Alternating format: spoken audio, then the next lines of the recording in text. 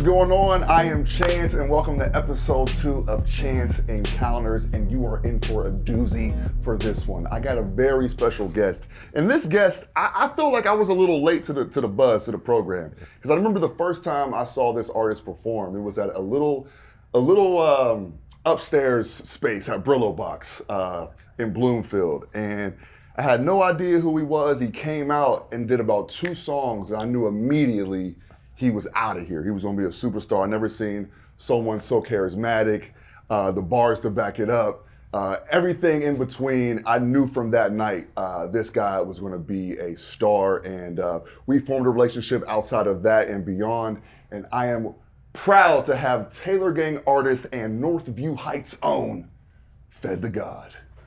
Welcome. What's up, brother? What's up, y'all? What's up, everybody?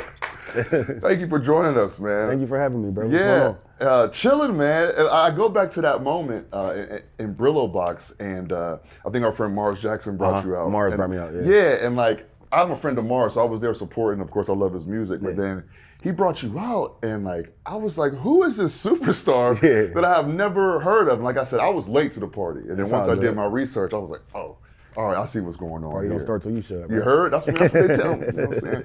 But yeah, Fed, thank you so much for joining us, man. And like, I kind of want to start back from the beginning.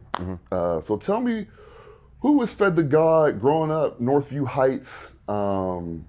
Just tell me about those early days. I was a social butterfly. I was like a comedian and stuff like so. I was always like an entertainer for real. I never knew what I was gonna do. But of course, like the young naive kid, I want to go to NBA, I want to go to NFL. And then you see that's not really much of a reality. So it's like 1%. Yeah, it's 1%. So like I was real good in school. I was academic. I was always a nut though. Like kid make everybody laugh, but my teachers used to get mad at me because I'm very intellectually, I'm smart. Right. So I'll be done with my work like 15 minutes in the class, and my teacher's like, ain't no way in hell you're done with your work. And then they grade it and it's perfect, so they're calling my mom like, well, he's disrupting the class, and my mom was like, well, how's his grades? Well, his grades are great. So I used to get like straight A's, like a couple B's, but all unsatisfactory citizenship grades. This motherfucker talk too much. Yeah. So it would be like that. So I was social, and then like I was just like the life of the party for real. Like I love sneakers, so like my mom thought I was gonna get into fashion because I would always draw sneakers. Like that was one of my things. My mom, like she used to be like, you can never finish your homework, but you know the words to all Lil Wayne songs. So I was always musically inclined. I just never thought I could rap. Right. So like, I always loved music. My mom instilled music in me. Like I get all my music taste from my mom. Like my mom listened to Gucci, she listened to all that. Like I was living in the projects. Yeah, and I want to, cause like I've been doing my research for the interview. I'm gonna. Hold that question. Okay. Just spotted something. All right. Little Hennessy rapper. No, it's actually tape for me. Oh, good look. And I want to pause right there. Your mom, because explain the story about, like you just said, your mom, you were getting good grades, you were getting stuff home saying unsatisfactory, but like, I heard a story about you mentioning your mom used to make you learn rap lyrics because she didn't think you were doing your homework because it was already done in school. Like, so she would just be like my mom didn't try to get mad at me like for not picking up learning, so she used to try and find faster ways that I learned. So like she'll make me learn the rap lyrics, and then since it's popping out to me, like instead of if Johnny, everybody knows this problem. If Johnny had 3 apples, if Wayne had 3 apples, how many apples did Birdman get? Right, okay. Like that. That's how she used to do. It would click to me, like, so you feel me? It would learn it. I'd just be picking it up. And then like when I did math, she would do it with money, because like I was always good with money, like good with counting. So she'll do a math problem with quarters and stuff. So I'll just put this right, and she's like, okay, put it on the paper, show your work. And then like the teachers used to be like, this kid is different. Like I was always just cool. I never liked school, bro. Like people would be like, I just do my work easily, do my sister's homework. Like I love doing the work. I just never liked school. Okay, and I was gonna ask, I didn't know if you were only child, so it's you and your sister. Yeah, I have my younger sister and my younger brother. Okay, got you. Now that's what I was gonna ask, because I was like, I didn't know, because you seem like you got a great relationship with your mom, and like I'm an only child, so like I have a great relationship with my mom, so that's why I was gonna ask. But I'm trying to get deep, because like how does because it seems like from what I've watched and what I've researched, it seems like she plays a significant role in I would say inspiring you, but My like mom does inspire me. yeah, of course. Like where did that like how was she as a mother in childhood? Like it sounds like she was very involved. My mom was super involved, and there was just never no excuse for nothing. Like even if when we didn't have it, we didn't know we didn't have it. My mom didn't make excuses like, oh, I'm tired. My mom used to work all day, go to school, come home, make sure we had everything. Like we never missed a meal, never missed nothing. She cooked, cleaned. Like it was just like inspiring for real, just to see a woman do all of this. Like, of course, like she had her boyfriends in and out, but my mom never relied on nobody. She didn't rely on her own mother. My mom didn't pawn us off to her grandparents. Like, I can cook. So when my mom, like, you know how it is growing up young and black. Sometimes your mom gotta go to work, and since I was the oldest, you gotta hold it down. So my mom, the first thing my mom ever taught me how to cook was a grilled cheese. Yeah, easiest thing in the book. Easiest Yeah, that's the thing first in the thing book. So as soon as I was allowed on the stove, I was making grilled cheese and then making noodles, and then she taught me how to do the grease. Like put a little bit of grease on, make the chicken nuggets. Like as soon as they start floating, then you know they done. So it was like my mom just raised me to be a man, like on every aspect, independent, from cleaning or cooking and learning how to keep my finances straight, to even keeping a job before of course I hopped in the streets, but she was like, if you going, because I was raised around it, like, it was Northern Heights, baby. Yeah, so she was just like, if you going to do this, at least try to get a job first. So before I ever even tried to sell a drug, I was working. Like I had a real job. I just never, I can't answer to nobody, bro. No, that's just what it is. 100%. Like, so, And my job helped me get to my music though. For sure, and it's like you get to talk, you get to express it in your music. And then so going back to early, like where did that love for hip hop start? I mean, I feel like everybody, like you grew up in the hood, everybody loved hip hop, and like you rap and recite lyrics. But where did that I guess love for hip hop start? Was it when your mom had you reciting the lyrics, or did it? It was a super early memory, and it's crazy that I can still remember this. When the Steelers lost the Super Bowl to the Cowboys. Yeah, that's the first Super Bowl I remember. Yeah. My mom threw a Super Bowl party, and we lost, but it was a big party, and they were playing No Limit Soldiers. Okay. So that's like my earliest hip hop memories. My mom and my aunts and all them playing No Limit Soldiers. After the loss, they just had to. They just turned it up. There was a Super Bowl cake. They was throwing the cake everywhere. We hate the Cowboys to this day. Like, fuck the boys. Yeah, fuck them. So that's where the love began. Yeah. But it was just like it was always in me. And now early on, did you? So like you said, we all we want to be athletes or things like that. But hip hop rappers is one of them dreams. So like was that one of your early goals as an adolescent, or not even thinking about it? I never wanted to be a rapper. Man, so fast forward. So where did the pursuit of trying to be a hip hop artist start? This is the timeline of it. So I'm graduating high school. I wanted to go to the military. Couldn't go to the military because like a month out of high school, I got a felony charge. Wait, why? Well, let me ask you. Why did you? Because like you said, you were smart. Why did you why the military? You just thought. So they was gonna pay for school. Like I wanted to go into the medical field, so they was gonna pay for school. Wow, what'd you want to do in the medical field? I'm sorry. I want to be a little surgeon. Yeah, my mom is in the medical field, so like that's just I know I was gonna make bread. I love people. I'm a people person. Yeah. I love people. Like I was getting into it for the right reason. So I get it. Surgical in the booth, and he wanted to be a surgeon. And so I got in trouble like in the streets and stuff, like doing stuff. But I made music though. I was making music with my friends, so I was still dibbling the devil. I was like more like Eazy-E, like I was in the back. Like my friends wanted to rap, I didn't. Like I wanted to just be behind it, like just be the one behind it. So like Stevie and Esco, they made me rap. Pittsburgh hip hop legends, yes. Yeah, Stevie, Esco, and Iceman made me rap, man. So one day we in the studio, like, and they was like, "Yo, just try it." Like I ain't know how to rap. Yeah. So I just went in there and freestyled. And what was their reaction? Like what? Yeah, like I mean, forget their reaction. It was the city's reaction. I dropped that song, NFL, Northside, like Northside for Life. That song went crazy. And I'm sorry. So like, were they? I'm thinking they were in the studio. No, they was in the studio with me. Their reaction was crazy. But okay, yeah. I dropped the song and it went nuts. Okay, so like they were the first ones to be like, oh shit. Like, you ever see them shirts that say the Northside? Yeah. I created that. Get out. Yeah. I 100% created that. Like, so I had a wave since 2012. I just didn't care about music. It's fun. It was a hobby. Like, it was, yeah. I wasn't even a hobby. It was just like somebody told me to try something and I tried it. So it didn't really, I didn't really start taking it serious until I just kept getting in trouble. Like, I'm just keep getting in trouble, looking over my shoulder. I'm at work. I'm working at IHOP, Max and Urban's and PF Chang's. My bosses is talking to me like I'm not worth shit. Yeah. And I'm just like, I literally quit my job. Like, I quit, went to the studio, and that's when I made the song Bobby Boucher with Stevie. I literally left my job and made that song, and I was like, I didn't know what I was gonna do. I had one more paycheck coming from all my jobs, so I had 3 paychecks.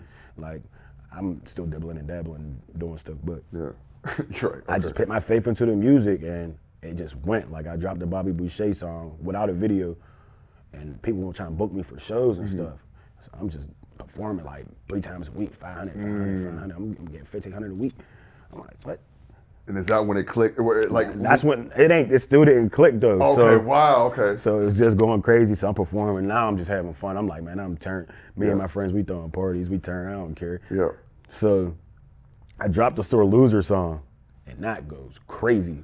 So let me, not to cut you. Let me go back to when you quit PF Chang's. Now, like, I just like, so he was like, all right, my manager talked to me like shit. He ain't, treating me like a piece of shit. Yeah, and like, all right, I'm quitting. And you go to the studio that night. Was it just to let off steam, or was it like kind of a B-Rabbit moment? Like, yo, this is it? Or it was more so to let off steam. I didn't even like plan on making that song, hit song. I was just like, Stevie, Icy, I'm gonna make it. I don't know how I'm gonna make it, but give me 6 months. And we start dabbling the beats, and it just went. Like, I'm just freestyling. Like, Stevie's helping me structure the song. Icy's like, bro, you gotta get out your bag, quit being scared, do this, be that person. Like, people don't want to hear that from you, because I was still making music while I was working, but I was making like angry music. I was real angry, dark place, like making music. It was my life, but people don't want to hear that from me. Like, people see I'm a great person. Like, people don't want to hear the angry side. People want to hear the beautiful side of it. So I made that. And going like that, I just wanted people to hear that, just as far as like, going to make that song. Yeah, granted it was out of pain, but then like, putting it out, seeing it go crazy, then that, paving the way for you to take it seriously. Even though you still was dibbling dabbling or whatever until. So when was that moment? Did that moment come of like, all right, I know I'm doing these shows, I'm throwing these parties, I'm making a little bit of bread, like people vibing to the music. When did the point come when it was like, all right, I'm gonna start really, really taking it seriously? Like, was it when, the Taylor Gang thing, or was it a little bit before that? Because I think it was before that. I ain't gonna hold you, bro. Probably, I ain't started taking this music shit serious until I just performed at Rolling Loud. No, that might sound crazy, but it doesn't. Like, to really see the full, like, Rolling Loud, everyone knows the legend. Yeah. But to really be on the stage and see them see it, people. Like, cause it's like I can make music, and it's like I'm not making music for personal gain. I'm making music for the joy of y'all. Like of people. I don't care to make money for it. Like, I just like making music. Like, like some people hop in it to make bread. Some people hop in it to be famous. I don't care to be famous. Like, if I can make Pittsburgh the best place in the world, then that's what it is. But I don't really care about it for real. I'm bouncing around, but where you mentioned your personality, and like where does that because you are very personable. Like I can't even see you getting in trouble. Like I like you're personable. Like everyone like you're infectious. People come to you. Right. So like you just always been like you mentioned like you always get in trouble. So I guess like or just talkative in the classroom, but like you just always been that way. People always attract to you and like everything like that. Yeah, I always just been cool. Like, I'm just not scared to be me. Like, I don't care who's around. You can be a killer, you can be a lawyer, you can be the president. I'm gonna be James. Like, James is gonna be James. You gonna get the same person everywhere. If I got $1 $100 million or $2, you gonna get the same person. You're never gonna know. I'm gonna smile, even if I'm going through it. I can't project what I'm going through on you. That's my personal problem. I'll deal with that on my own. I always just beneficial. And you said your name, but I got one of the questions. So how did, because I was listening to all the music Friday, like, so how did, because it's so tough to me, because I'm like, damn, like you, I guess from the outside looking in, you were having like success in these features and working with artists who were like Jimmy Wappo. Like, even then it's like, yo, you wasn't taking it serious then, and like, how did that relationship form, and like, what was his, God rest his dead, like, what was his his words to you or anything like that. But how did that relationship So form between it's you crazy guys? because I don't really like. I'm not a clout chaser, so I don't like Yeah. speaking on this. But he used to come to me for advice. Mm. Like Wapo used to reach out to me like, Because are you older? You like, I'm way older. Oh, I'm about to okay. be 30.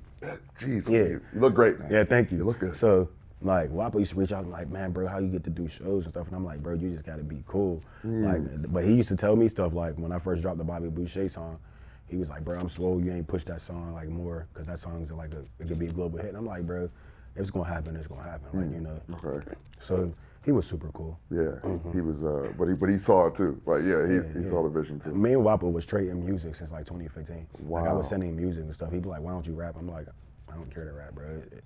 It's Because and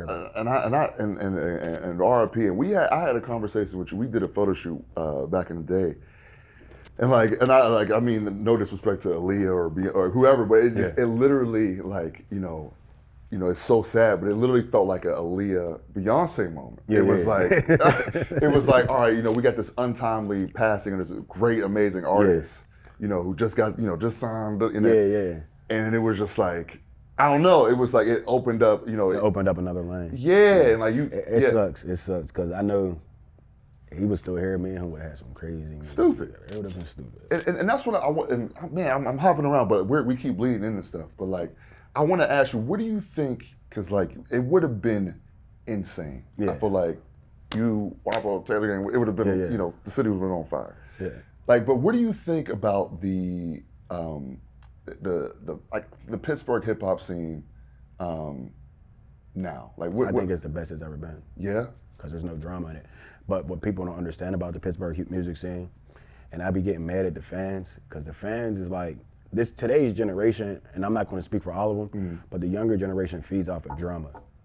So like a lot of the music is only hot because somebody's talking about somebody else. And I don't consider that hot music because there is competition in music. For sure. Like, and it's happening. It's a sport. It's a sport. I feel like It's a hip-hop's sport. But now it's just like, it's senseless. Like, what are y'all talking about? Like, So now like people are actually starting to make songs and the song structure is getting better. And I'd be like, but it's just not appreciated because nobody's talking about nobody no more. Nobody really has problems. So the music scene is as best as it's been, but it's at a low too. It's at its lowest as it's ever been. So yeah, and on that, because I've heard like, and I've heard you talk about it before. I've heard like even countless artists, like outside of Wiz, local artists, Mac, like I've heard artists say this. What is it about, like, you feel like everybody's riding with you until you get to a certain point, and then you start to visibly see the hate from your like locals, and then you really get the love when you leave because like what psychologically, what do you think that is? Like, because like when you're super accessible and people feel like they can still pull you down, or you won't get a hit of them, they'll chill for you. Right. Because they know like you ain't going nowhere. Like, of course we want to root for you. Of course we're going to hype your head up. You're not going nowhere. You're right here. Right. When you get away, it's like, oh, he's Hollywood. Oh man, he's weird. He don't want to deal with us no more. I hear it all. Yeah. I be hearing it all about myself. I be like, bro, I'm in Pittsburgh. I'm at the hot dog shop on Federal Street. Like, come holler at me. Yeah. Yeah, and I feel like a lot of artists go through that. Every artist goes through it. Yeah, just find the psychology behind it. Of course, you're gonna have hate, but it was just like, what is the hometown thing? Like, what is that? I wouldn't even say it's the hometown thing because sometimes it don't be like it just depends on like who wants you to win and who don't want you to win. And sometimes like the people who don't want you to win is in control of the city, so it'd be crazy. Like it'd be like, wow, like DJs sometimes don't be wanting you to win. You be like, damn, you don't want to play my music no more, bro. Like, what I do to you?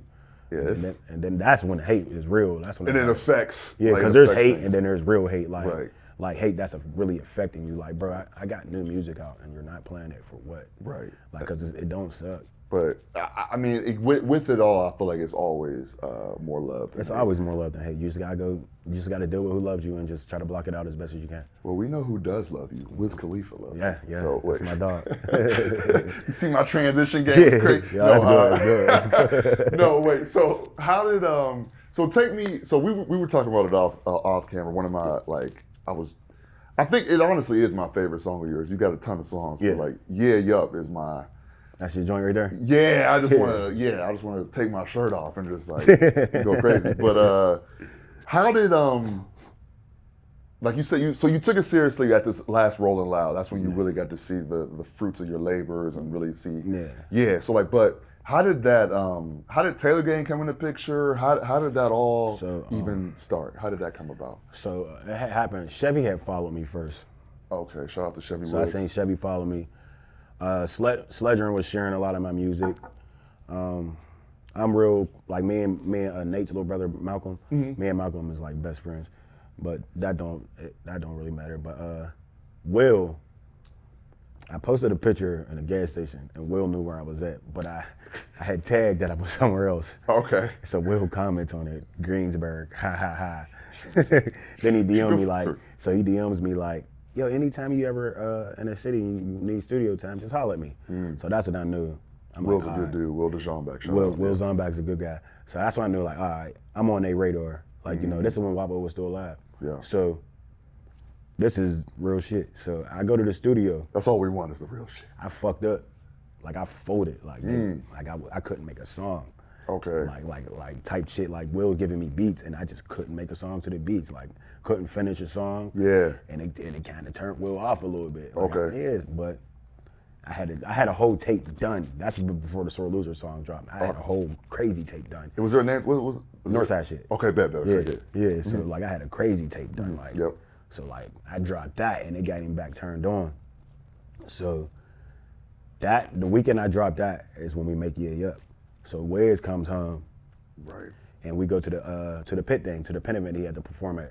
So, you know, they filling me out. Like, you know, they seeing how I move around. So, like, they seeing me move around, people knowing me. So, they're like, okay, his hype is real. It's not fake. It's like, people know him, like, outside of the hood, like, he's actually a figure on the other side of Pittsburgh. So, you know, I'm moving around. And Will's just like, yo, what you need? I'm like, what you mean? He said, yeah, we about to go to the studio. What you need? I said, bro, just get me a bottle of Henny. He said, all right, if I get you this bottle of Henny, you better make a hit.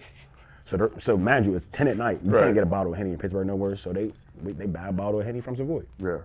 Okay. I goes to pick up the Henny. I get in there. Before I can crack the Henny, Wes tell me, yo, go in the booth and freestyle to this beat.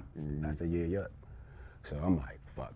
I'm like, fuck, I'm on it. So there's studios packed, females, everybody from Pittsburgh. They just trying to see what I can do. And not to, okay, go ahead. I'm sorry. So I go in there, put the headphones on. But wait, and not to cut you off again. So wait, he said, you couldn't, because I know the story about like, you couldn't drink the Henny. Because that's like a comfort, like, yo, I'm gonna drink the Henny, go in there. But he was like, yo, no, you can't crack this until you get something down. So listen, I go in there. That shit, bitch, huh? Well, she mine now. Don't call my phone, nigga. Don't got no time now. She pop a Percocet and do a line now. And he stopped me. He like, I'm going in. Yeah. He go right after me.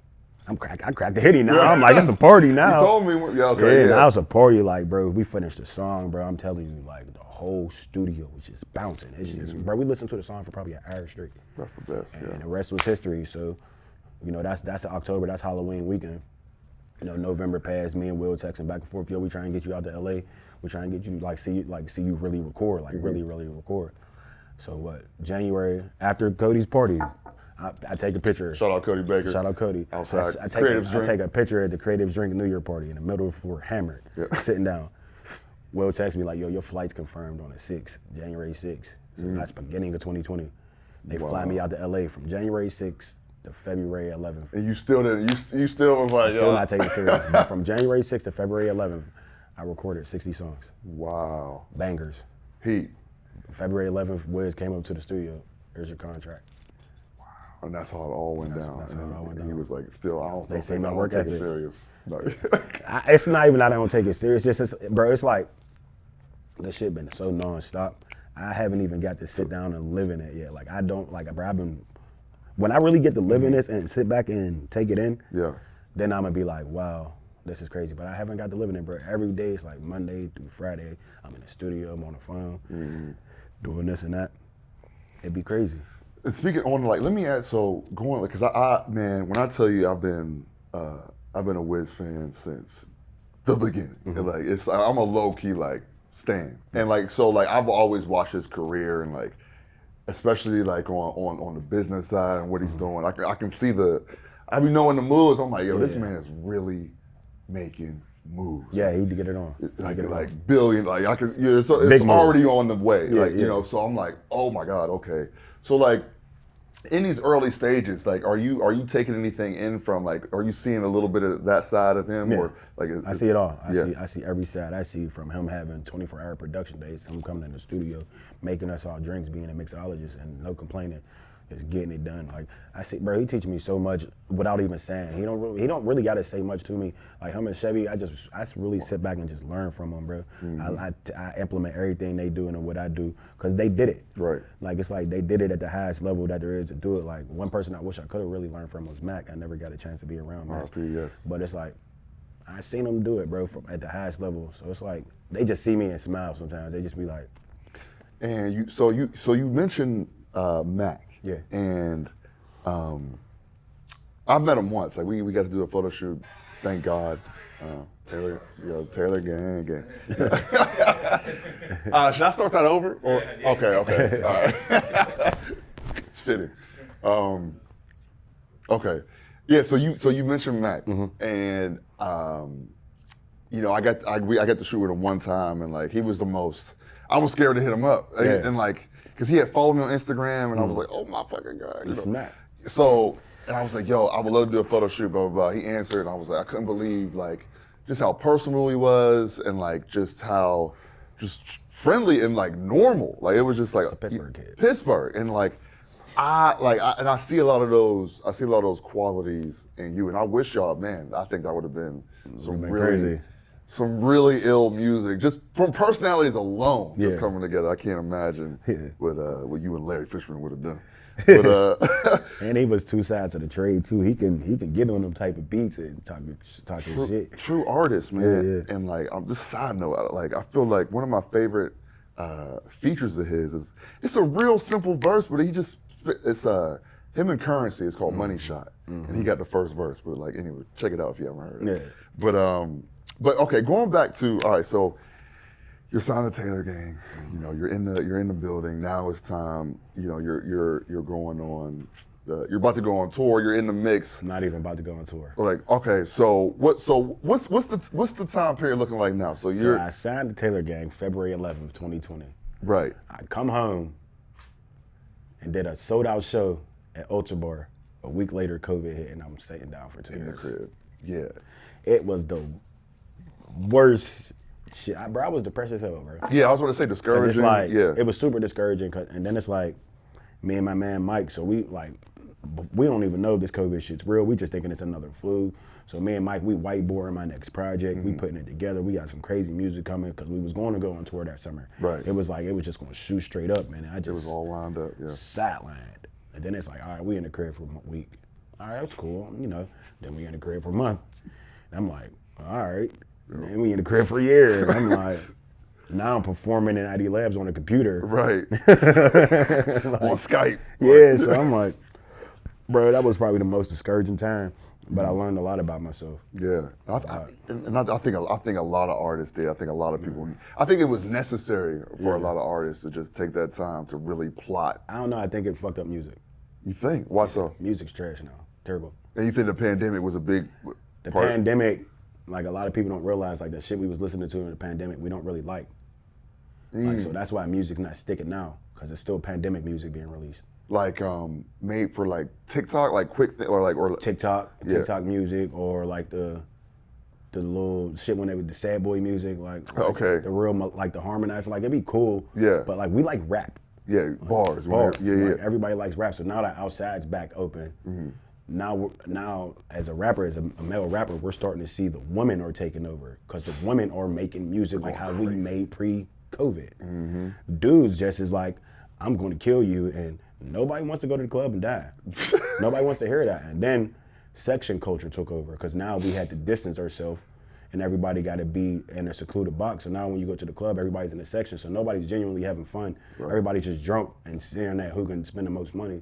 So COVID fucked the music up.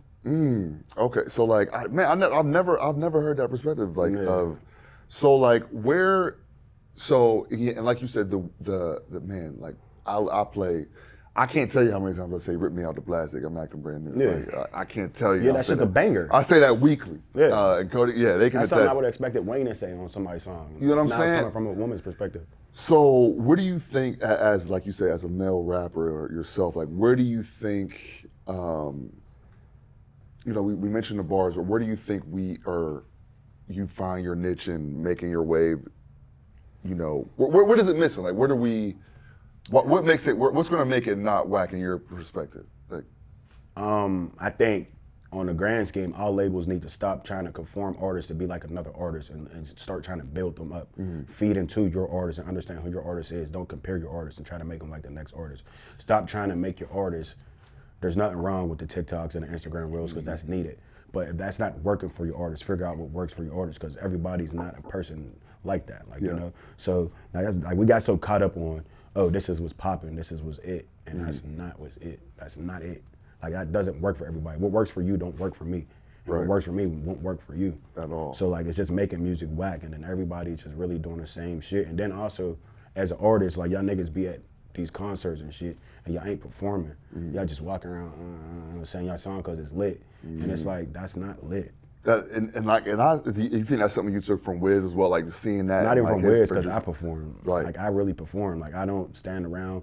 I'm jumping and shit. I'm cool. Like I'm super nonchalant, but I perform. I feed into the crowd. The crowd feeds into me. So like y'all are paying. Y'all are making me rich. Right. It don't matter how talented I am. I'm nothing without The fans. With fans, I'm nothing. Like, and I understand that. So every time I'm there, I have to give them 100% me. Sick, injured, nothing. I'll be on crunches with one leg, and yeah, I'm getting it on. Like, so I'll be seeing some artists, and I feel like it's disrespect to the game, to people who came before us and stuff. Like some of these old heads be hating, but it'd be like I be understanding it because it'd be like y'all are disrespectful, right? Super disrespectful. Well, and to that, and to mention you like on your performance. So like, I want to pivot. How has tour been? Like, how is that? Like seeing the States, seeing like, you know, the world, like how has that been? Like, and also with that, what have you been learning from tour life? So tour, I feel like every place is the same except for New York. And like, yeah, okay, why is that? New York is the hardest place to perform at.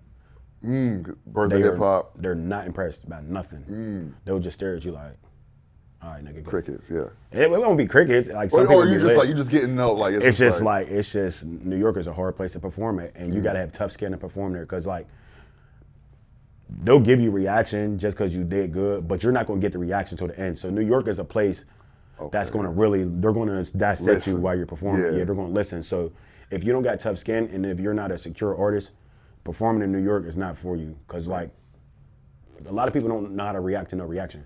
Right. Yeah. So they just like I'm up there performing and stuff, and they paying attention to me. They're like, all right, he's hard, but all right, like we're just gonna stare at you and see if you're gonna break. Yep.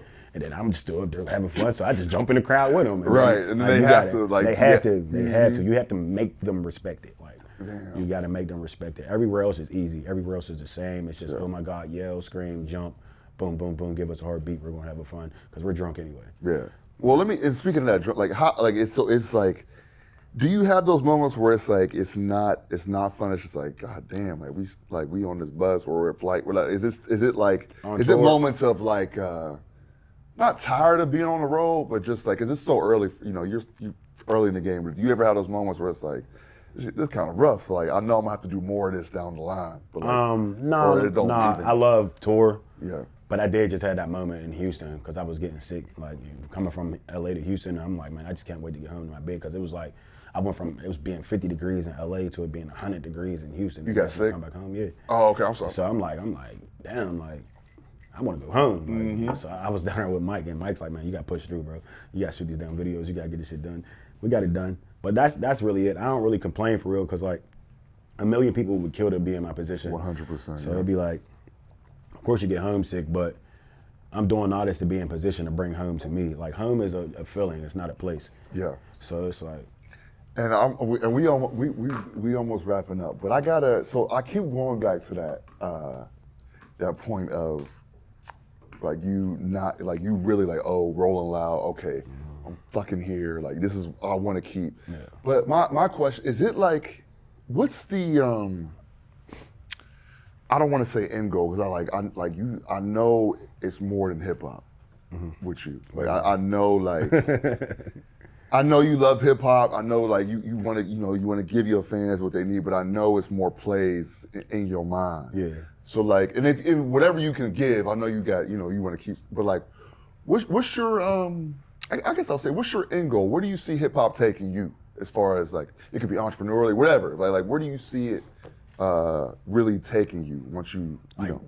Where it really taking me, God willing, I own my own label. Super like on some Virgil shit. Like Virgil, I own my own label, like on some like Master P, like Jay-Z shit. Like just making where we're from and in Atlanta, not going to Atlanta or going to LA. Like if Pittsburgh wasn't so violent and so like disheartened, I would do my career from here. So that's what I'm really trying to figure out how to do. And I know some people be like, it could be detrimental to my career. Okay, yeah. But like, like some things is worth dying for. So like, I gotta make this shit lit here. Cause I'm tired of seeing Pittsburgh talent go to other places and just be like, oh, we're gonna embrace this instead of embracing who you are. Cause it's like, as soon as you go somewhere else and embrace that, you're not you no more. Like nobody fuck with that no more. Like you'll never see Drake leave Toronto. He might be in Houston, he might be in Memphis, but he's Six God. Lil Baby, Super Atlanta, Gucci Atlanta, they beat everywhere else, but they do that shit from home. So it's like, how do I do this shit from the Berg and make the Berg like, yeah, a hot spot? Like nobody wants to come to Pittsburgh because our entertainment, our homegrown entertainers don't want to come to Pittsburgh. Right.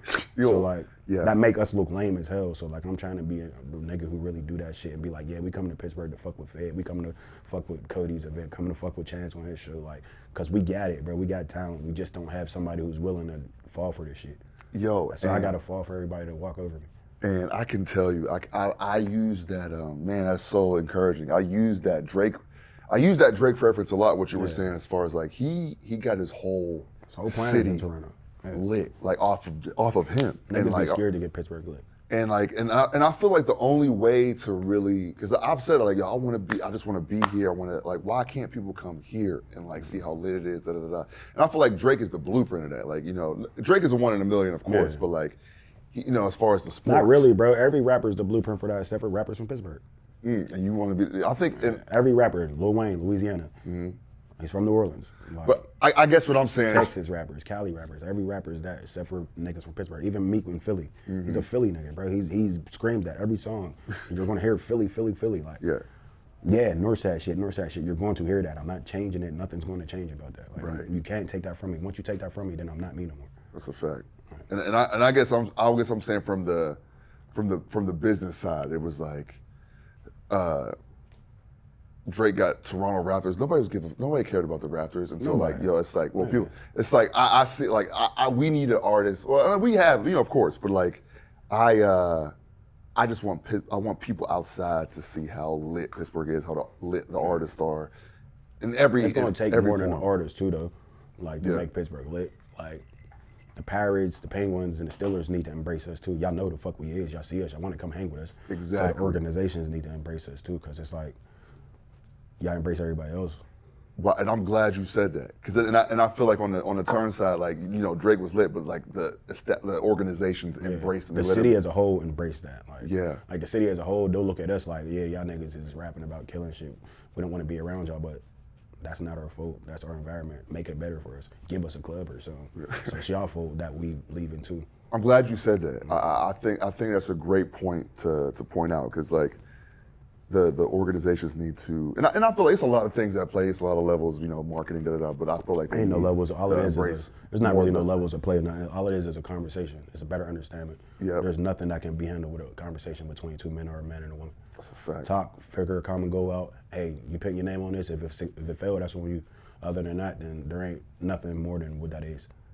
Like, that's it. Like, people be making it too hard. It's not that hard. Just come talk to us. We'll talk to you.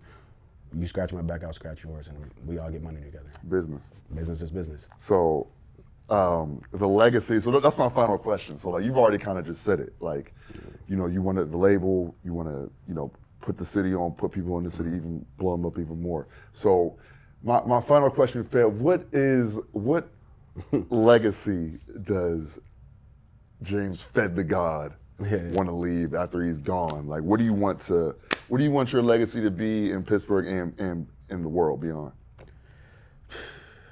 Something that's just never ending. It's just never gonna stop. Like What's that mean? Microsoft. The world can't live without Microsoft. You can have an iPhone, you can have a Sony, you gotta go to Microsoft for them parts. So Pittsburgh can't live without me. That's the legacy. Yeah, I love that. You're basically Microsoft at this point. Yeah. No, Fed. Thank you. Him Gates. I like that. Him Gates in the building. That's it. No, no, Fed. Thank you so much for the interview. I think the people are gonna really enjoy this, especially when we chop it up. And you gave some really thoughtful answers, and I think people are gonna get just a more insightful look at you. Yeah. And anything you wanna please give them the @names, give them everything that you're on. It's Fed to God on all platforms. FEDDTHEGOD. Got a project coming, Fedchella, that's dropping August 4th. Just dropped the song Black Sheep. And I'm keeping Pittsburgh dope. That's just what it is. Can you do that one more time and direct it to the... Here? Oh, okay. Follow me at Fed to God, FEDDTHEGOD on all social media platforms. I got a new project coming, Fedchella. That's August 4th this year. And I'm just keeping Pittsburgh dope. That's it. That's how you do it right there. We didn't even talk about the project, but everybody knows that's coming. Everybody know the heat that you're dropping. I just really wanted to get inside your mentality and how you're seeing things and how you're maneuvering through all this craziness of on your way to being a superstar, man. I 100% believe that. I'm not I 100% think you're going to be a superstar. I've seen it from that time at Brillo Box. And I'm just glad I got you early. So thank you, dog. Thank you, man, for real. Chance Encounters, baby, episode 2. We out of here.